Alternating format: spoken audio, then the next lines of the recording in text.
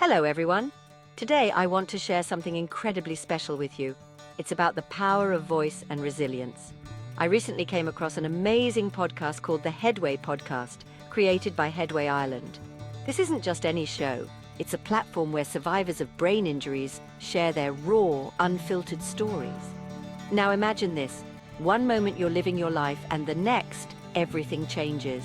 A brain injury can happen to anyone, anywhere, without warning. The journey of recovery and adaptation is profound and often incredibly challenging. But here's where the Headway podcast comes in. This podcast is by people who've been through it. They're not only survivors but warriors of their own stories. Each episode dives into personal experiences, the struggles, the victories, and everything in between. It's about giving a voice to those often unheard and showing that, despite the toughest odds, growth and learning continue. Why is this important? Because awareness matters. Understanding the real-life impact of brain injuries can foster empathy and support within our communities.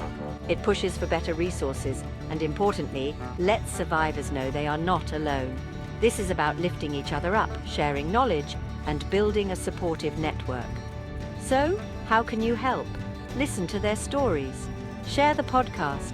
Every listen, every share increases awareness and helps to amplify the voices of those who need to be heard the most. Let's help make a difference together. Remember, every story matters, especially the ones hardest to tell. Check out the Headway podcast by Headway Ireland.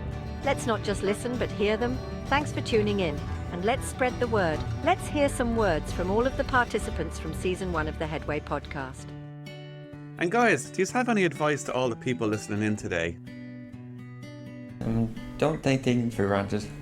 Anything in your life, no matter how small or insignificant it is, take full advantage of everything that you have going for you.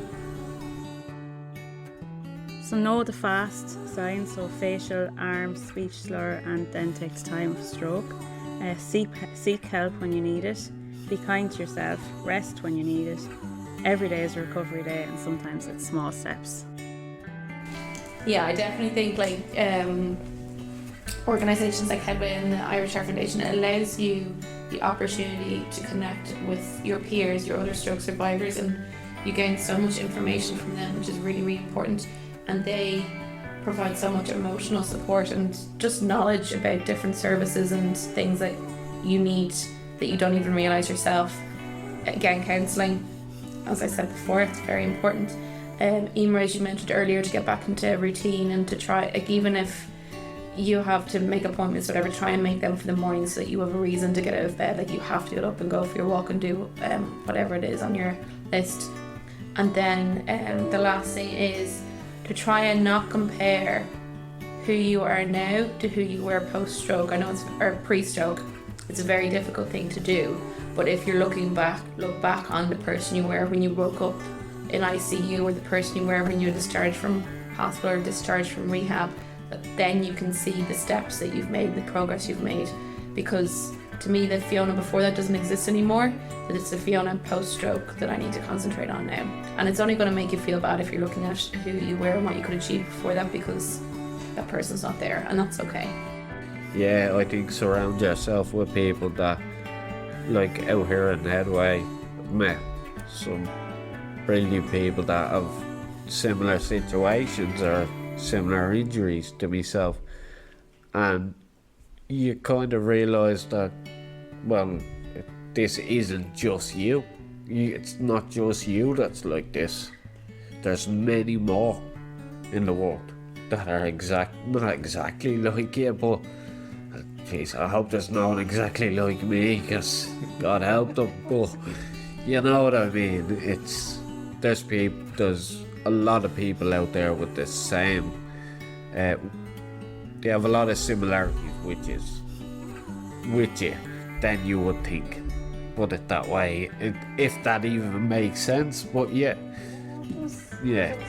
there's a lot of people out there that they face a lot of the same problems that you're going to be facing, and just put yourself out there, take that first step. Yeah. If you have a brain injury for whatever reason and you're having any kind of trouble with planning or organising you have scrambled thoughts, your short-term memory is a problem, admit you need help. If you can admit that to yourself, then the next step is, if you admit to yourself you need help, the responsibility for you to go and get help lies with you. If you, once you admit you need help, you can go and get it. Ring Headway. They understand, they don't judge, they help. And they will help you unscramble those thoughts and help with your planning and your organisation and everything else that goes with it, with all of that. You just say, ask for help. I wouldn't ask for help for a long time, but to ask for help because you need help. And another thing is to stay calm over time. Don't get into a fluster, because once you get into a fluster, you get stressed and things get worse. So if you can stay as calm and just breathe, and whatever happens, happens, it doesn't matter. The worst has happened to you. Whatever happens next isn't going to be much worse. Don't let your brain overload. And I think what I learned in occupational therapy was to use technology if you have it, like Alexas or those kind of devices. What really helps me anyway is my phone and notes not on my phone. And then if you're not techie, then there's always your diary and to-do lists, that kind of thing, sticky notes. Well, that's if you're forgetful like me anyway, and that's what I'd recommend. And we touched on it as well, but I really think that napping helps as well. I just think it's really good for helping you to get yourself organised, and then going back as well to just not letting yourself get overwhelmed. I think that it's important to let yourself rest. Yeah, so that'd be my advice. When the fear sets inside you with your recovery, your memory can go blank completely. And when you get your confidence back, and when you're talking to people and understanding people, your memory will flow back, and you'll make new memories and new days and new times. Keep the hope up in there. Yeah, just don't let little things bother you, like, you know, don't let it get to you that, like, oh, my memory's terrible, like, you know, I don't know what's up with my memory and that, and let it eat at you, like, you know. Just accept it for what it is and learn from it, like, you know, learn new strategies, and like put like little notices up on your fridge or on presses or wherever you go regularly, just to remind you of things, like whether a date or a time, or you have to do something later on in the evening, like, you know, just help yourself, like, you know, helping yourself is the main thing, like, you know, and accept that you have a problem with your memory is a good thing as well, like, you know, like, even at the start of my issues, like, you know, I wouldn't accept that I had these problems, like, I was like, no, I haven't got memory problems, I haven't got depression, I haven't got this. When you accept it, then it just needs to come more easily, you know, you find easier ways to cope and manage it. Accept it. Unfortunately, I think Stephen said everything that needs to be. I think the most important thing is it's okay to be afraid. And especially when you realise, as the examples I've given, how much you might have forgotten, or how scary it is to think about what you will forget.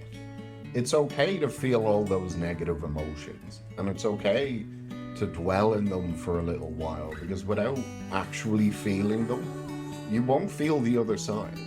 You won't feel how great it is to finally remember your mother's name. And that was me a few years ago. In all reality, it is just about accepting and coping and knowing that in 6 months' time, you'll feel like a completely different person. And another 6 months, and another 6 months, and it's a few years later and none of it matters anymore. You learn to cope and you learn to accept. So yeah, advice I'd just say, to conclude, just give yourself a break, look at what you've achieved. Rome wasn't built in a day, so relax your mind and let the stress drift away. Slow down, be yourself, don't be embarrassed that if you're fatigued. If you're a person that likes to do everything at once, and just get it all done together, just do it if that makes you happy, and then after that you can rest, or somebody else might just want to take the time to do it. So there's no right answer. There's no right answer for any of this. Everybody has to make the decision of how they want to control their fatigue, and only they can find out. We're just giving you some tips and ideas, but at the end of the day, you're the only person who can take control of your fatigue. So I hope this helps you at least a little bit. I would say give yourself a break, be positive, surround yourself with positive people, and don't beat yourself about what you didn't achieve. And on that note, as you said there, for the TV ad, have a break, have a kicker. Well, without doubt, I have found talking to people who have shared a similar experience, they're the only people that really get it, apart from these two wonderful facilitators. And I find it extremely helpful because we get it, you know, the shared experience. We learn from each other and help each other, and anybody else listening, hopefully. That would be my advice for today. Communication. Yeah, it really does kind of all come down to communication, be that with other people who have a brain injury who absolutely 100% will understand, but also with the immediate people, like you were saying, in your close circle. Just communicate challenges, and they do know you best. Like, they know the core of you will shine through beyond all of these kind of being irritable or intolerant or mood swing. And I suppose you just have to, it's like Stephen was saying, what other people think of you is none of your business, just to keep that in mind as well. I suppose the best thing in life is to move forward and not backwards. Always be there for your family and listen to them. And if you feel any illness at all, any sickness at all, Your partner's going through the other side of your brain injury. You know, I know what's going on in my head. He can't understand that. He's suffering from, you know, rages or lack of libido or whatever it may be, the numbness. So just hold on to that love that you always had for each other. Communicate as much as you can. Try and help them understand as much as you can of what you're going through. That's the only single Pringle in this group today. What I will say is make sure you understand yourself what's going on. Understand your own brain injury before you try and have an intimate relationship with anybody else. Try and tell them about your injury and try and help them understand it as well as yourself. And then maybe when you do meet that partner, you have the chance. Everything goes well above chance. It's David Mould here. I've had a stroke 12 and a half years now. And with Headway for a while, stopped again back with them now. This is a good idea for this. For me, I'd say if you're returning to work, please don't rush back.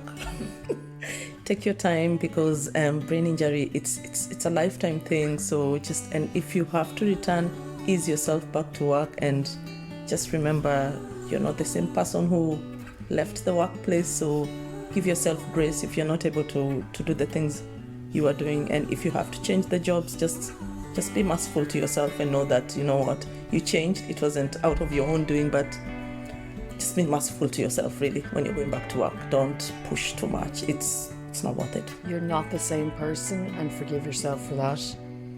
I think give yourself a break, and I'm sure everyone who's listened to this or who's around this table has been told that 500 times. Because I said to myself, if I, took a drink every time or a shot or anything, for the amount of time people have said that to me, I would have died long ago of alcohol poisoning.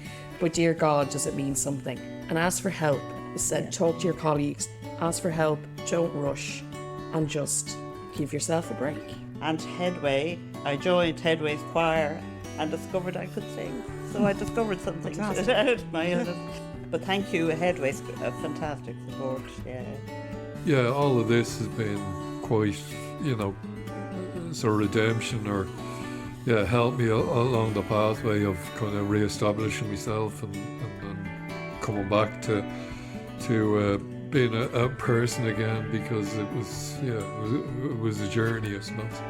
I would say before you return to work, pick out one or two very pragmatic colleagues and talk to them about the daily challenges in the organisation, because you may have forgotten what the pressures are like and how fast-paced it may be, because those are things you don't remember. And I think just talk to yourself in reality. Is that something? How are you coping with your home environment? How are you coping with your extended family environment? And then if you can't succeed in those, how are you going to work in a work environment, because there's people and there's challenges as well as having to do your job. So I would say talk to colleagues realistically about the job that you would be returning to.